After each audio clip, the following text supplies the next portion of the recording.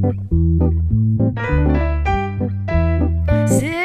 slurp and chocolate flare, fresh ingredients, love in the air. Nourish your body, feel so fine.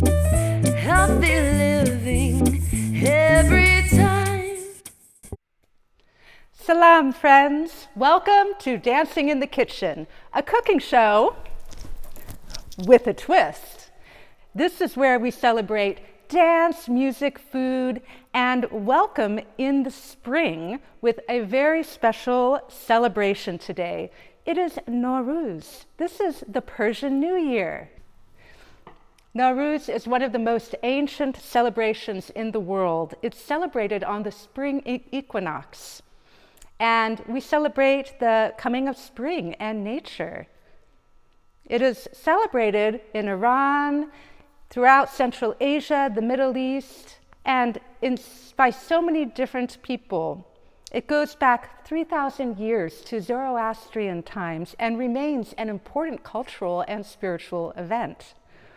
Nowruz is deeply tied to the natural cycle of the seasons and the spring equinox, where day and night are equal in length, symbolizing balance, renewal, and rebirth.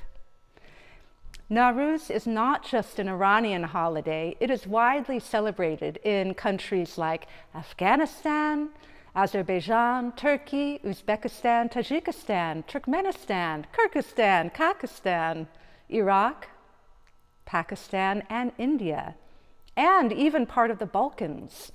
In 2010, UNESCO recognized Nowruz as an intangible cultural heritage of humanity. This vibrant tradition brings renewal, joy, and of course, delicious food. In Persian culture, food is central to the way it is celebrated. And today, we are going to share a classic Nowruz dish that brings good fortune, health, and happiness for the year ahead. Nowruz is all about gathering with loved ones, sharing meals, and welcoming the new year with open hearts. And I can't wait to welcome on our guests, Silk Road dance artists Natalie, Nayun, and Tara Pandeya, who are going to tell you all about Nowruz and this beautiful half scene that you see here. And who knows, we might even be doing some dancing in the kitchen. Whether you celebrate Nowruz or just love delicious food, dance, and culture, I hope that this episode inspires you to welcome more joy and abundance into your kitchen and your life. Stay tuned. We'll be right back with our guests. Top of the morning to ya. Here's a golden pint-sized message from our sponsor.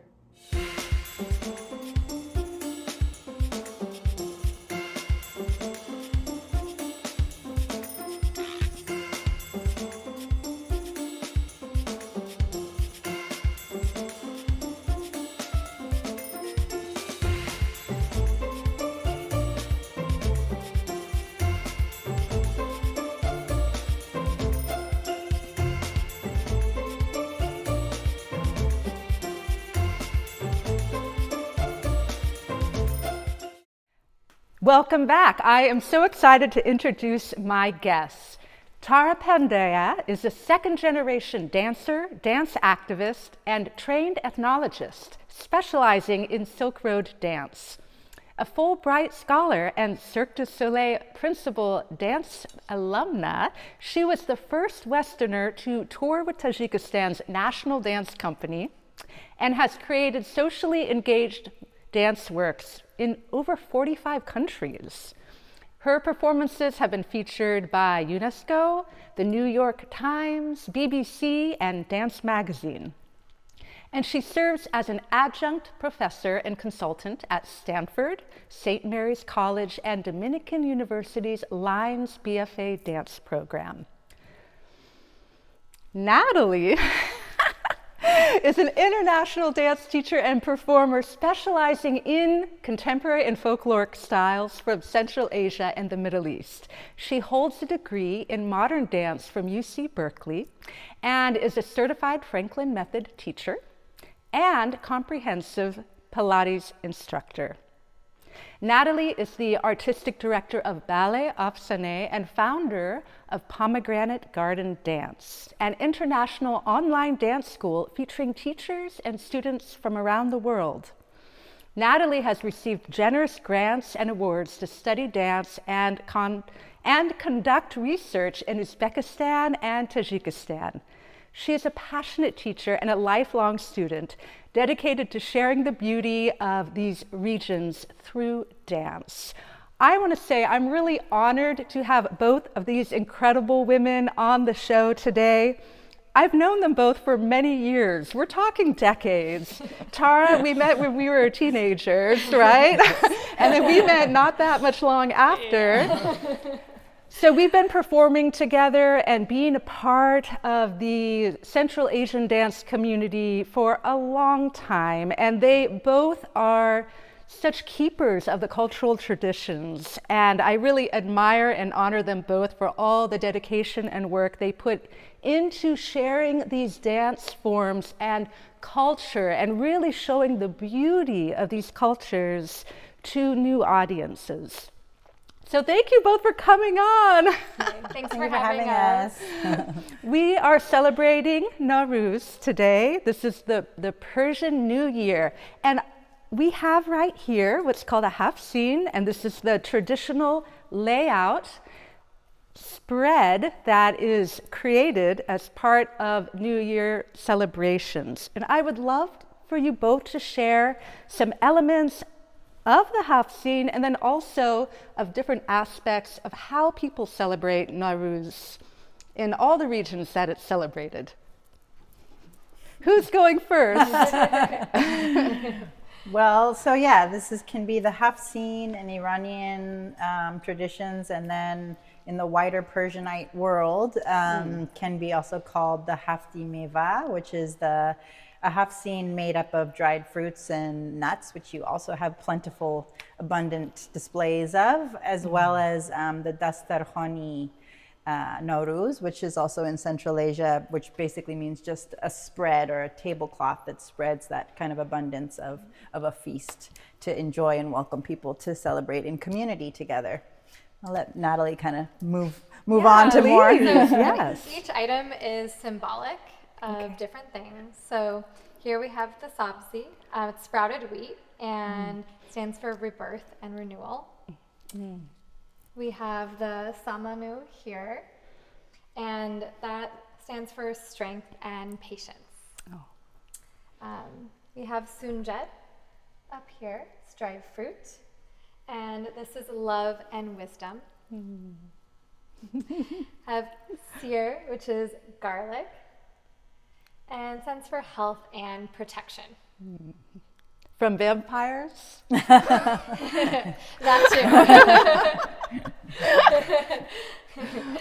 too. We have seeb, apple, stands for beauty and good health. Have sumac or sumac, which stands for, here it is, sunrise and the transition from darkness into light. And lastly, we have right here the sirke, the vinegar, that stands for age and patience. And so traditionally there are 7 items that are traditionally used, is that right? Yes, all starting with the letter S. That's why it's called the hafsin, stands for 7 S's. And I've seen, because we've performed together at so many Nowruz events, like I've lost count, so many. And there's always a hafsin, and they're all so beautiful. They're this work of art and this ritual. So it's such a beautiful way to welcome in the new year. Absolutely. Yes. And each family does it a little differently, and it's really beautiful to see what is collected. It's true. Yeah. Right. And there are little variations that happen, right? Yes. Yes. Yeah, in Tajikistan, instead of the S, the seen, it's the sheen. So it's the SH letters. So it could be, if we use our imaginative powers, this could be sharbat, like a fruit compote. Shirin, with the sweet. Shir, the little bit of milk to represent purity. Let's see what else, other items. Shonak, and you can have a comb sometimes. We don't have that here, but and then we've got the tochmi murk, so we've got the eggs that represent fertility coming into the new year, and which are very symbolic in Easter as well. absolutely. Isn't that interesting? Lots of overlap. There are, yes. And I painted these eggs last night using natural dyes, food. And this one turned out like dinosaur eggs. I love it. These are Very so beautiful. Yeah. They're very beautiful. Yeah, very speckled and artistically done. What do you use to dye them? This I used purple cabbage, and this was turmeric, Nice. and this was hibiscus. But I think what happened is the vinegar, the white vinegar, which normally you put in, it neutralized the color. So that happens sometimes. Yeah. It's kind of like a science experiment in your kitchen. Yeah. Kitchen. Absolutely. Totally. Lots of fun in the kitchen. And I think we went through all the items, yes? Yeah. Fantastic. What about this? You know, knowledge is always a good thing. That's right. Yeah. So a You book can't- of wisdom Book or of some... wisdom to support going into the new year with the wisdom of our ancestors, with the past, or also using, sometimes the book of Hafez or the Quran can be used as a reading. So you open it to a page and can actually do a reading for yourself based on what page it opens to. Beautiful. Well, thank you so much for sharing all about the Hafseen. And what other elements of Nowruz, what are some other elements? Like how long does it last, and what goes on during the season? I mean, in Central Asia, that's where I've experienced it the most. There's something similar to what the Iranian version adjacent is called sumalak. So they'll have a huge pot boiling, and they'll be cooking that all day long or 2 days long. And that's a very delicious, warming dish that is always served. Also can see in Uzbekistan, Tajikistan, Afghanistan, bushkashi, which is the originator of polo. So it's a goat's head. Oh, That's I didn't on horseback. I didn't bring a goat's head today. I couldn't find it at the grocery store. But the nomadic history of Right. you know, the Silk Road, which they were really the originators of globalization, being able to create. The Iranians created the whole, or Persians created the whole mail system. So being able to bring travel goods along those routes was possible because of the domestication of horses. And so that is celebrated with the bushkashi, with the horses and the sacrifice of an animal. And let's talk about dance. Since you're both incredible dancers, and I've had the pleasure of working with you both, how does dance engage with the celebrations of Nowruz? Well, it's a festive time.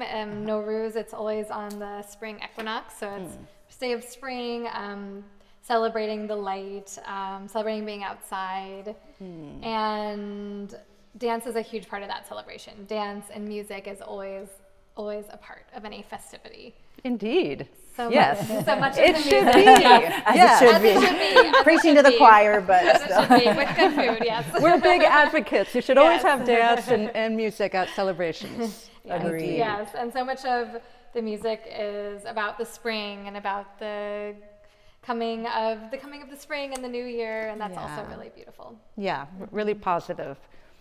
Are there some moves that we could show our audience that they could do at home? Because what I love about this kind of dance is there's a lot of emphasis on these beautiful hand gestures. And so there are great moves to do in the kitchen. I love that. Yeah, I mean, oina, so the mirror, looking into the mirror, gazing upon yourself, or with Can we do that a few times? Yes, let's do it a few so times. So the audience can follow along. Okay. Get your oina out and maybe apply a little bit of makeup, or just admire yourself, how fresh and clean you prepared your hair, your face. Admiring the freshness of the day, of a new day. Maybe I'll move it on to Natalie. Ooh. Okay. So often use our wrists, and so we can practice isolating our wrists. So if you make a little wall with one hand and you connect your finger to it, you can practice isolating your wrist up and down. Trying to keep your fingers and elbow in place and really isolating the wrist. This is so good for the hands because we don't give enough attention to our hands, right? Absolutely. Definitely do that. I make my students do the anti-computer hand. Oh yeah. Oh, yeah. That's so good. Yeah, that's a great one. Yeah, then you can take that and then bring the little wall away. You can come from the sky and slowly melt. And try with the other hand. Beautiful, lovely. All right, another move. Right, Tara? We could do pantomime, so a lot of the dances will be in celebration of the first day of spring, like Nowruz, or of daily chores, so cleaning away for evil spirits. Can we do that a little slower for Yes, the audience? yeah, so sweeping away to create freshness You or always opening do space. a big cleansing. Okay, done. Cleansing, da-da, yes. Done, da-da, done, da-da. Can we go a little slower? Exactly, a little slower. Because we're putting this to music That's too. right. But I love that. We're sweeping away and Sweeping making. away, making room for the new. Yeah. And part of Nowruz is deep cleaning the house. Oh, yes. Ah. Oh, yes. I sure need to do that. And then maybe a little pantomime. Oh, So yeah. can show our gushvor, we can show our earrings. And we can show our gardon, our necklace, and kind of around our body. And these also, these beautiful necklaces Yeah. that we are wearing are from Badakhshan, from the Pamirs. In Tajikistan. Yes, and where's they have- Badakhshan? I mean, I know I've been there, but So Badakhshan is in the mountain region of Tajikistan. It's also shared between Afghanistan and Tajikistan. And these, for example, like the triangle is representative of the elements, earth, water, air, fire. And the white is for the purity. Originally, this would be probably coral. And then the red is auspicious. So it can also represent the female strength or fertility, that kind of shape that you might be familiar with. yeah, Yeah. So beautiful. Beautiful. And we have some regalia here. Can you tell us a little bit about that? So the one that's the white and red, that is from that same region in Badakhshan. I'll hold it. It's so beautiful. Yeah. Some similar patterns in the vest. And yeah, these are always worn by people, again, for celebrations, made by their families. So everyone has a slightly different version of these beautiful, beautiful dresses. Oh, it's so lovely. And what about this one? It's okay. yeah, If you so wanna- I mean, this one is more like a Persian miniature style, so reflecting the old, small, tiny horsehair paintings that were done in ancient Iran. And so this is actually made from a sari, but cut into the same style of that, the older style miniature painting. So beautiful. And the green kabuti or sabzi kind of color with the nice bright paillettes on it. Yeah, again, representing kind of the abundance of agriculture and the abundance and wealth of crops that are plentiful in that region. That's the same with the food that we'll be cooking, is using those bright, vibrant greens to be in honor of that, the bounty of greens that are springing forth in spring. Right, that's so beautiful. Perfect. Right, that what we're making actually Exactly. looks Yes. quite like this. So Adjacent outfit. I wanted to ask you both a couple questions that the audience might be curious about. And one is, how did you get into your work, which is such a passion for you both? Would you like to go first, Tara? Well, I am the daughter of a dancer, so I kind of didn't have a choice in the beginning. Fall asleep in dance studios maybe 3 nights a week. And I always said I was That not. sounds dreamy. Oh, it's not. I'm a very good sleeper. I can fall asleep anywhere. I've fallen asleep in an elevator. I mean, that's the good thing about having a mother that's a dancer. I can fall asleep with noise and sound and movement, and puts me right. It's a lullaby. Puts me right to sleep. But yeah, I always said I wasn't going to be a dancer, and then I actually this necklace was gifted to me by my ustad, my teacher Zaragol Iskandarova. She's from Palmyras, and she's kind of the one, I think in my early 20s, that said you need to be dancing, not just researching or supporting you. She was very extreme. She said, someone translated it to me, you are spitting in the face of God if you don't receive the gifts that he's given you. Well, then you have to go with that then. It's a little intense. It's a little intense. Yeah. But it's a good kind of, I think, thing to reflect on for everyone is what gifts are you refusing by not fully expressing yourself. That's so true. Yeah. So yeah. That's wonderful. So this is a beautiful little keepsake from her. So every time you wear this, you think about how you're not spitting in the face of God. Exactly. Yes. Yeah. I love that. It's a beautiful story. Yes. You told me that before. And Natalie, what about you? Yeah, for me, I started dancing in high school, some Middle Eastern dance, and similar to Tara, I never thought I would be a dancer professionally, and then it slowly happened over time. Just couldn't really do anything else at a certain point. Like, it was just kind of meant to be. Moved to the Bay Area right after high school and found Ballet Afsane, and when I was in college, got a few grants to go study in Central Asia, and I just continued on that path. And feel really grateful to be able to do that. Beautiful. So what are your plans? Like this Nowruz, it's a busy season for dancers. What are your plans? Any special plans this season? Actually, when this episode airs, we're all probably somewhere doing something for Nowruz, right? On the 21st. Yes, we will. Yes, we'll be celebrating, and we have performances all around the Bay Area and beyond at Nowruz festivals and events. So we'll be very busy. Busy time of year. Busy time of year. It is our busiest time of year, and it's always such a joy because everyone that comes is just there to celebrate the new year. Right. Yes, indeed. It's a beautiful time of year. And now I'd love to ask you some questions about the kitchen, because we're in the kitchen, and that's where the action happens. And so, what are how's the kitchen for you? Let me rephrase that. It's a great. How is the kitchen for you? This show is all about inspiring people in the kitchen to make it a place of joy and nourishment that we can have in all areas of our lives. My question for you is, what's your words of wisdom about approaching the kitchen and cooking and feeding yourself with a sense of joy and inspiration and ease? Like, what works for you? For me, I just feel that food is nourishment and life. And so whatever I cook, I try to do with intention. And I cook very simply, but I feel like being in the kitchen always feels like a gift. Yeah, it is. Thank you.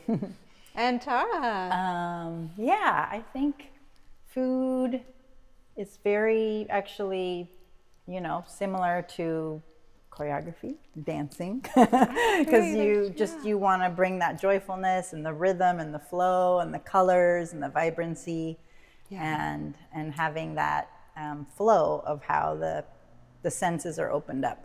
Yeah.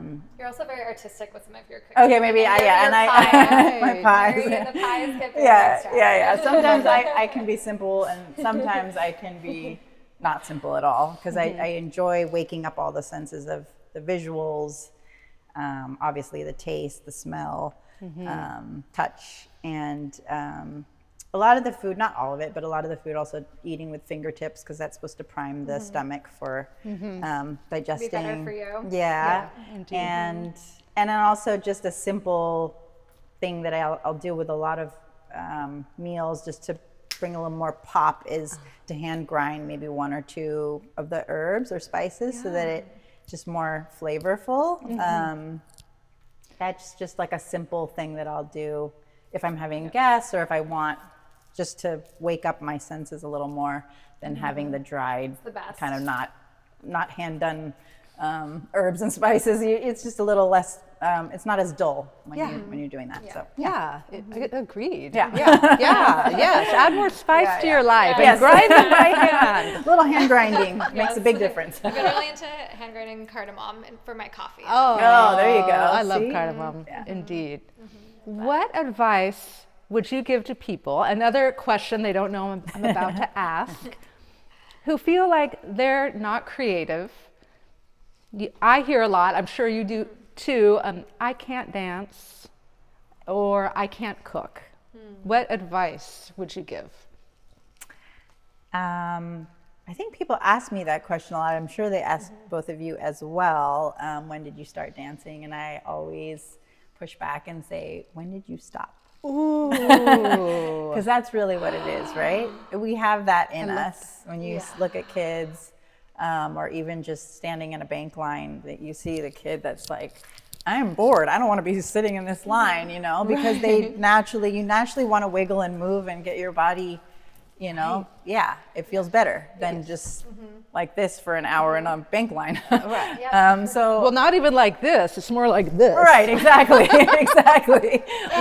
Look up more often. Move your body naturally when you feel like you want to. I think that's it's stuff that's been programmed out of us instead of that we have to put into us. It's just have to pull it back out again. And I think the same can go with cooking. Just start with a simple thing of maybe you get a mortar and pestle and you hand grind one spice and you put that on top of like a very simple, put it on top of rice or bread or whatever. It's just going to bring a little bit something different and fresher and new to your Love that.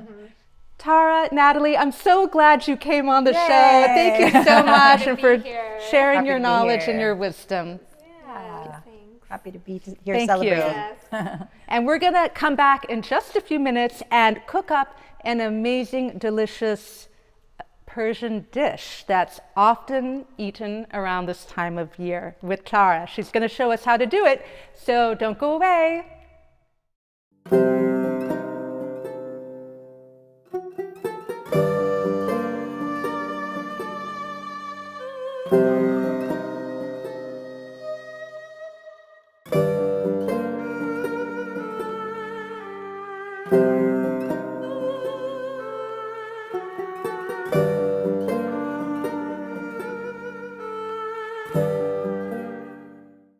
All right, Tara. What are we making today? We're making kuku. Cuckoo. And particularly kuku sabzi, so greens, or in Tajikistan we can also say kabuti, which actually means blue, but it's also another word for greens. Okay. There's also another version of kuku, which is kuku sibizimini, which is with potatoes. All right. And I just thought this one is just kind of the quintessential Iranian, really bright, just like a mouthful of spring, just all greens with leeks. A mouthful of spring. Yeah. That is perfect. I love that. That's what we're going for today. Okay. Great. Yeah. Great. Yeah. So what's the first thing we do?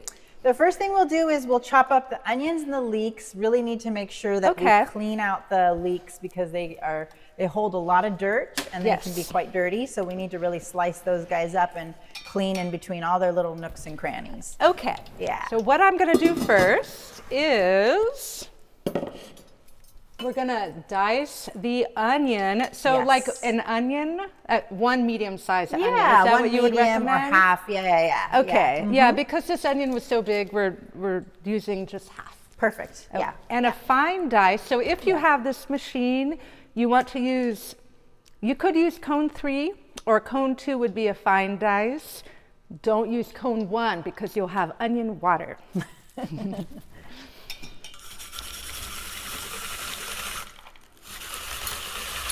Nice, and it doesn't have the outside is not getting chopped through. That's really nice. Yes. And you don't have to peel it, it just takes off. Love it. And then we're going to toss it over there. Love that. And then it's really wonderful. And if you don't have this machine, contact me because I want you to have it. It really does change everything in the kitchen. We can't chop the herbs on it, but that's okay. Okay. So one more. Yes. The And aroma. we're going to try not to cry. That really helps for, I'm always crying when I'm doing onions, so that's Yes. a wonderful instrument. Indeed. It makes it go quicker. Yeah, absolutely. So, yeah. Yeah. And the crying, if you watch the show a lot, you probably know by now that the crying is an antioxidant called allicin. That's the chemical that makes us cry. And it's really good for our immune system. So it's all good. They're tears of joy. And I think that's actually all we need this machine for today. So I'm going to get it out of the way. So we have our leeks. Yeah. And should we go ahead and start cooking the? Oh, Yes, we're going to we cook can the onion and the leeks together. I personally, because I love the taste of onions, but I don't always love the texture. For me, but you can do it as you wish. I go ahead and I saute the onions down first Before adding the leeks. before adding the leeks. Okay. But you can do both at the same time as well. Let's go ahead. Well, here, I'm going to wait for one reason. I don't want the sound to overtake Sounds good. our conversation. Yes. Now, leeks, do you have a particular way that you like to cut leeks? I like to slice them lengthwise. Yes. And then really get in there and then slice them again and really get in there to get the sand and the dirt. like open and it all up. of that. Yes, exactly. Okay, would you like to do that? I'll let you. Okay, she's you're going the to let expert me. here. Okay, I'm going to cut off a little bit. Yes. Okay. So this recipe, I usually go, less with the darker part of the leek and more with the lighter, whiter part. So All it's just right. kind Is of that a too much fresher- dark for No, that's you? good. That's good. yeah. Okay. And then maybe like that, and then we cut it another way. Yes, perfect. So now we have it all open, and we're going to run it underwater and get all the dirt out. Shall we? Can I dance by you? Absolutely. Do you dance while you cook, Tara? I do. I usually have either music or a podcast or a show on, and it just makes it a more fun experience. What if your kitchen had a song? What would it be? I'm going to dance by you again. Okay, sounds good. Dance of the leeks. Yes. Like a leek. Dance like a leek. Yeah, I don't have a particular song, but I probably play more Central Asian music, but I have a really weird mix of music. So one song can go from classical Beethoven to Tajik pop music to then like hip hop or something. I have a very bizarre, eclectic mix of things that are from my youth and from my some of my grandma's favorite songs, and then songs that I love to dance to from Central Asia. So it's a bizarre mushmash of songs. You're an eclectic girl. Yes, exactly. Yeah. What about you? Oh, that's a really good question. We actually listen to a lot of jazz and blues. Oh, nice. Yeah, my husband's really into the blues. So, Okay. Yeah. But I love listening to. Get one. Oh, thank you.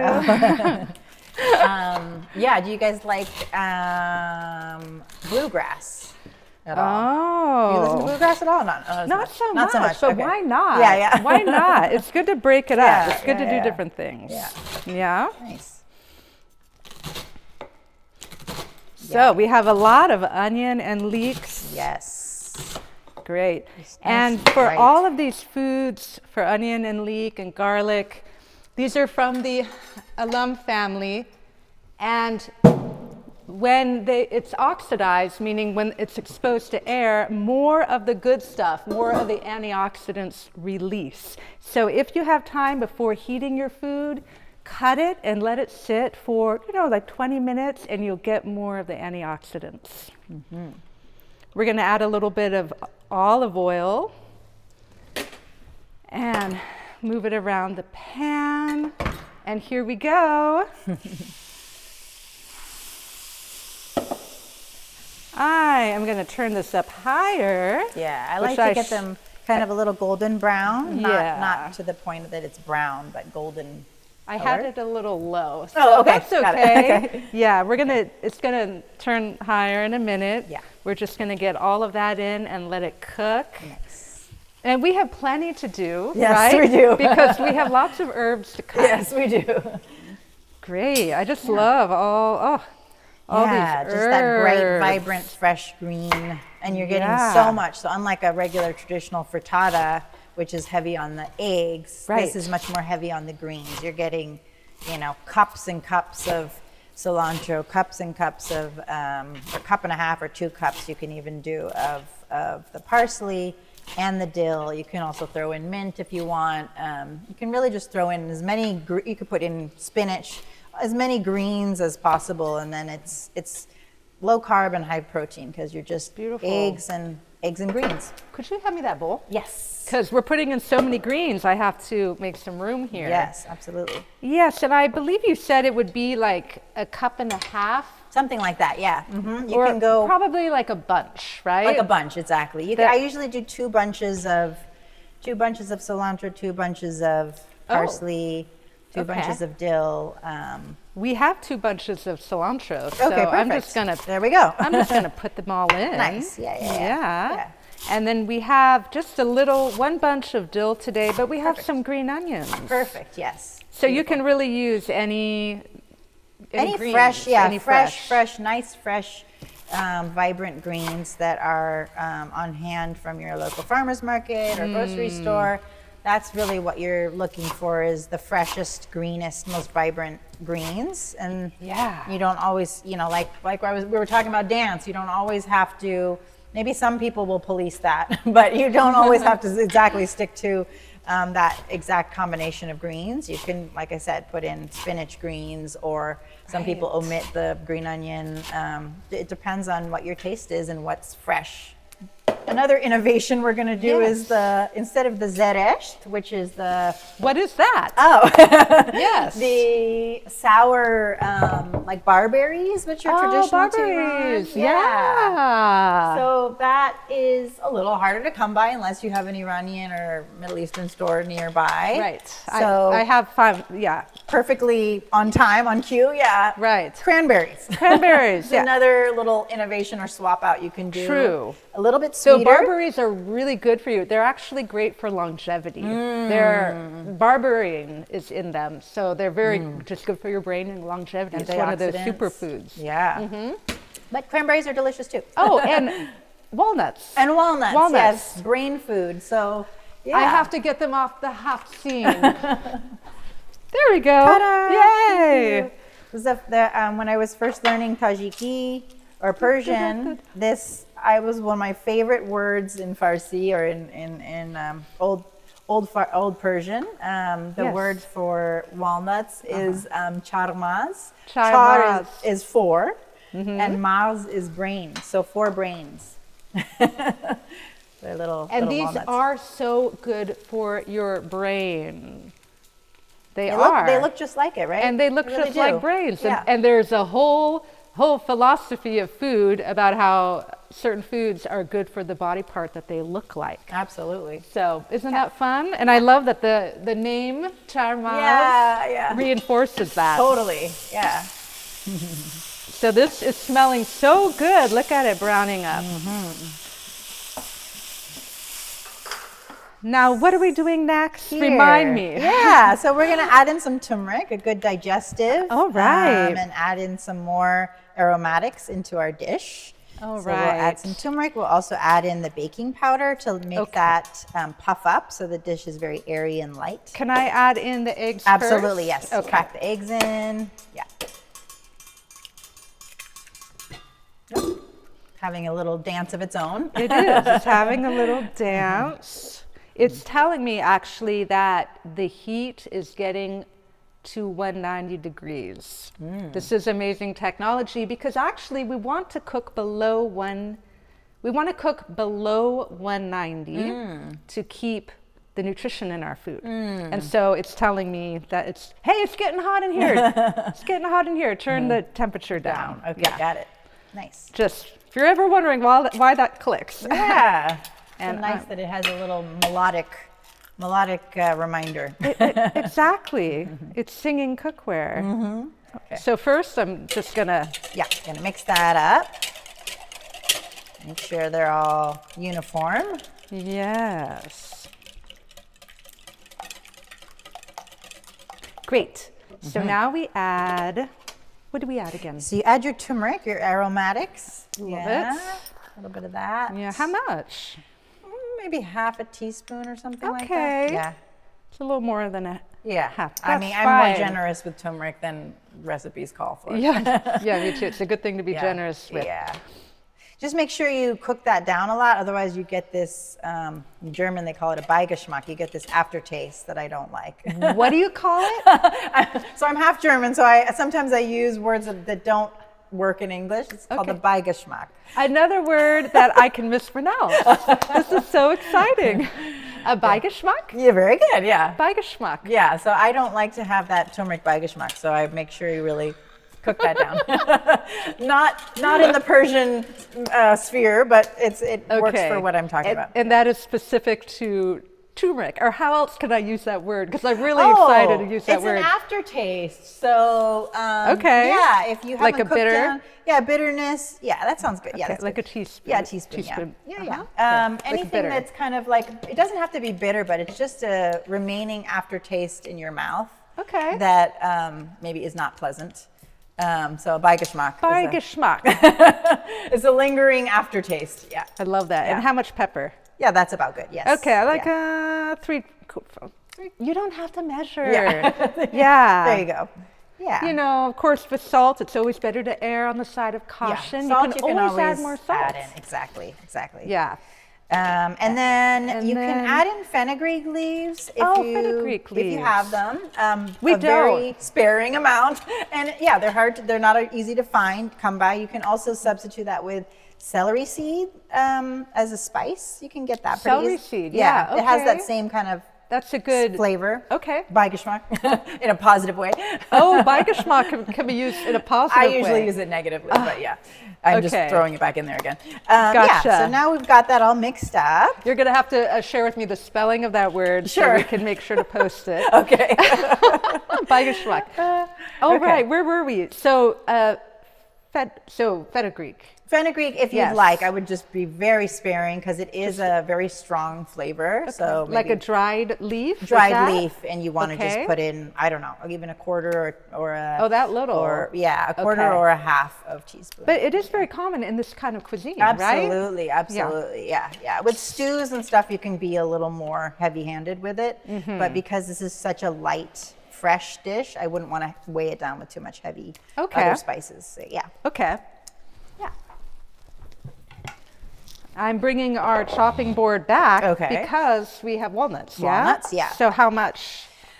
Again, to taste, I love walnuts, and it's adding more protein to this egg-based Yeah. dish. So, yeah. What, like that? There you go. Yeah. That sounds Okay. good. Yeah. We don't have to You measure. don't have to measure half. You could do quarter of a Yeah. cup or something like that. Half a Okay, cup, this is quarter of a like cup. 3/4 of a cup. Yeah, that's fine. Yeah, as well. And I'm just going to roughly chop Yeah, them. And you could put all this in the food processor. Yeah, I mean, I think with the nuts, I like to have them a little bigger chunks, so it's like Yeah. a little surprise that you're getting. Oh, Like, oh, what was that? yeah. Yeah, that sounds great. And then we just mix it. Oh, And then you get the cranberry the substitute. cranberries. Yeah, more. Okay, you go ahead. American version, American swap out. So you don't be afraid to innovate a little bit and kind of break with tradition. You're still respecting the recipe, but just Yeah. using what you have locally. Yeah, that's Yeah. how things evolve and change. Exactly. Yeah. All right, so then we're going to add this. Yes. So that's been cooled down, so it's not going to curdle the eggs. Well, it wasn't exactly cool. Oh, okay. I guess we should have waited longer. Maybe a little longer, yeah. Okay. It's okay. It's not the end of the world, Yeah, right? I think it will. It's never the end of the world. Yeah. You can always find a way to. We're just, here, let me add the greens, as that's going to help cool it down. Exactly. Yeah, and I'm going to actually get rid of, our whisk is no longer helpful. Yes. And we're going to add all those greens. You might need a bigger bowl than I have. Yeah. But that's okay. We're just going to mix it. We're improvising, just like in We choreography. are. Choreography I love and dancing. that. Choreography is more the recipe, and improvising is more what we're doing today. So. Right. Recipes are great guidelines. Absolutely. Absolutely. Yeah. But as you can see, audience who's looking at this, there's not much egg compared to the greens. Yes. And that's okay. That's the way it should be. Yeah, it's just the binder. It's the binder for the star of the show. Did we put the baking? Oops, gotta put the baking soda. That's a very, very important element. How much? I would put half a teaspoon probably. Half a teaspoon, like Yeah. that? Yeah, Okay, that's I'm about, gonna that's just good. sprinkle it, try to Yeah. mix it, get it. So you want that to puff up. So when we put it into the oven, or sorry, back onto the skillet there. Right. So this is operating like an oven, but normally you would put it in the oven. So I would put it on the stovetop first, and then the last minute I'd stick it under the broiler and let that whole thing completely puff up. So it gives a lot of air and a lot of airiness to the dish. So it's almost like a souffle. Oh, I see. Okay. And then that gives it the chance for it to puff up, and then you kind of do like a upside down pineapple cake or something. You just turn it around, and you got this very puffy, luxurious, fragrant, frittata type dish. That sounds amazing. Yeah. All right, I'm going to clean this out, and then we're gonna put it in, and we're gonna get cooking. All right. So yeah, maybe to fill some time, I'll tell you about the other cuckoo, the twin cousin of cuckoo sabzi. Okay, sabzi is the greens. And what does cuckoo mean? Because it sounds pretty cuckoo. Cuckoo, what I've heard from people, and you're gonna have to verify this because this is just hearsay, but someone said it's kind of you didn't hear it from us. Yeah, I didn't hear from us. I heard it from someone else to someone else. That it's supposed to be maybe possibly the sound of the sizzling of the eggs is that sound of the cuckoo that makes that particular title for this dish. But I don't know if that's actually verifiable. But that's the story I got. I remember a friend of mine telling me actually the sound that a frog makes in Iran, the Persian. It's not ribbit? No, it's like I've got to call him to ask him, but it was a very extremely different sound. It's just interesting how different cultures and different languages interpret what things sound like, you know. So cuckoo supposedly was the sound of sizzling eggs. Yeah. I see. And what do you call those words? Are they onomatopoeias? Onomatopoeias, yeah. Is that what they are? Onomatopoeias. Yeah. Okay. Yeah. Great. I'm going to pour this in now. Okay. I'm just announcing what I'm doing. Okay. And I'm not going to get any oil on my dress. No, definitely not.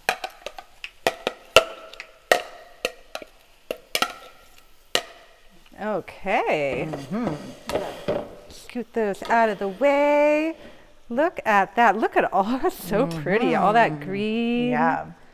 Yeah. That is just lovely. So bright. So bright. Yeah.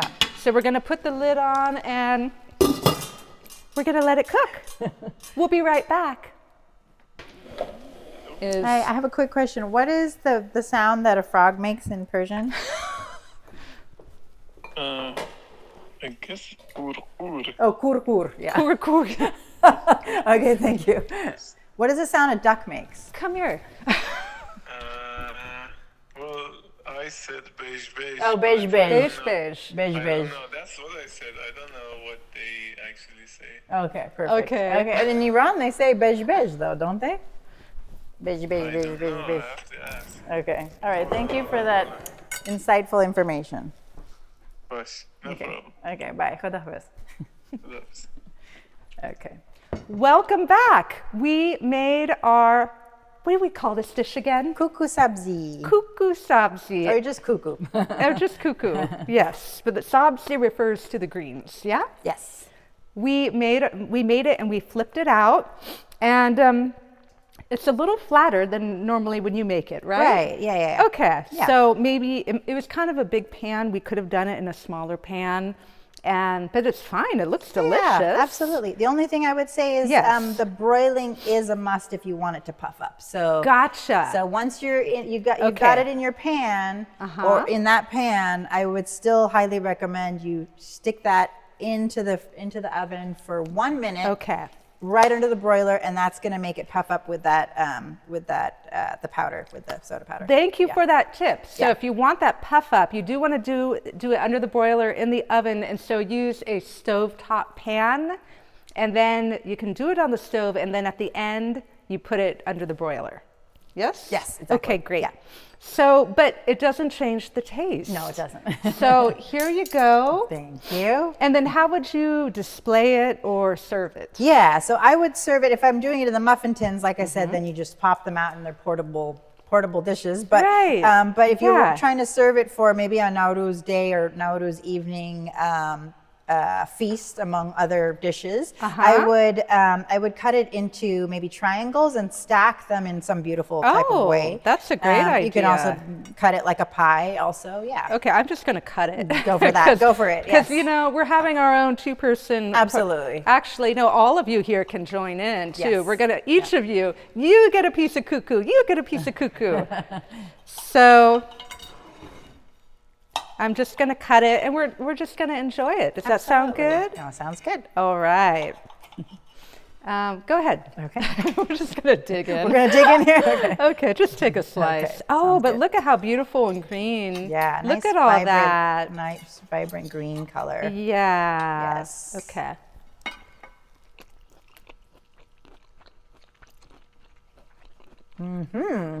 It's so fresh.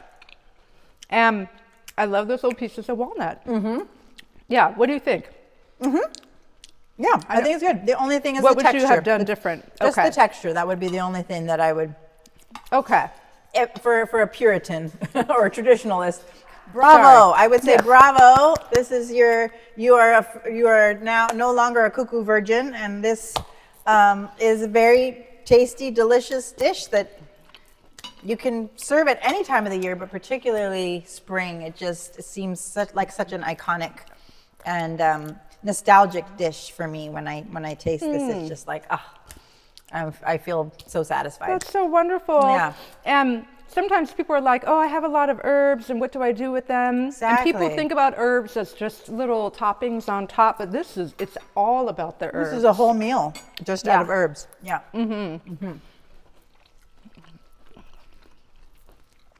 Well, as soon as I'm done with this bite, I'm going to thank you for coming on the show.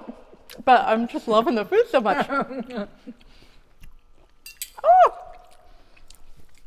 Well done. Carly, Well Thank done, you. Natalie. thank you so much for coming on the show. Thank you for having me. Yay! Nowruz Mubarak. Nowruz Mubarak. And thank you, because I did not ask you that earlier. Oh, If people want to wish their friends a happy Nowruz, what do they say? Nowruz Piruz, you can say in Iran. Nowruz Piruz. Or you can say Nowruz Mubarak, which is all over Central Asia, Pakistan, and parts of Kashmir in India. Oh, that's Nowruz Mubarak. Wonderful. Thank you, Nowruz Mubarak. Welcome back. It is time for our raffle. Every episode, we raffle something off. And, well, I want to share something with you first, and that is something that was on the Haft scene that we didn't talk about.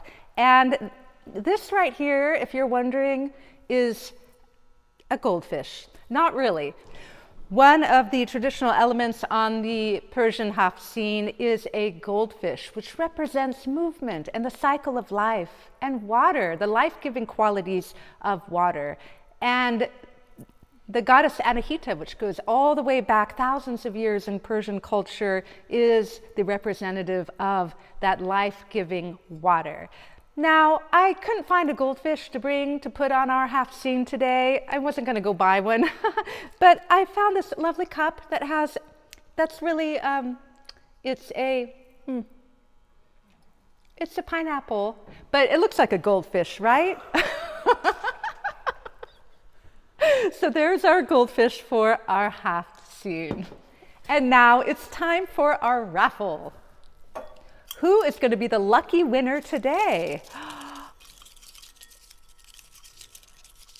Oh, I got one. And the number is, are you ready? 5492678. 5678. Oh, come on up, Calvin. Come on up. Oh. So Calvin is an incredible artist, and yeah, I'm so glad to have you on, and a musician, and that's initially how we met. Yes. Many years ago now. Long time. So you are the lucky winner. I love it. Are you ready? Yes. I'm sure you're really excited. I'm very excited. Okay.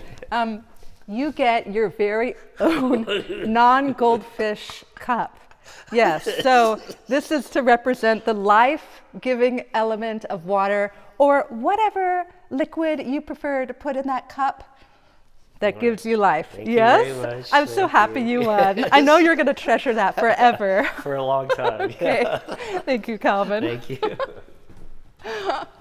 Thank you for joining us on Dancing in the Kitchen. We hope you really enjoyed this fun, celebratory, vibrant episode celebrating Persian Nowruz, the new year, the new day. Wishing you all a year filled with new beginnings, opportunities, and being able to flow with the change that life brings. Wishing you all well. Mwah. Healthy living made easy. We cook it up and keep it breezy. From your kitchen to your plate, good vibes get away. Healthy living made easy. Taste the joy, it's all so cheesy. Want to learn more about products featured on Dancing in the Kitchen? Visit danceanddish.com to get in touch, or join the Dance and Dish community on Patreon for behind-the-scenes content and exclusive details about our favorite products.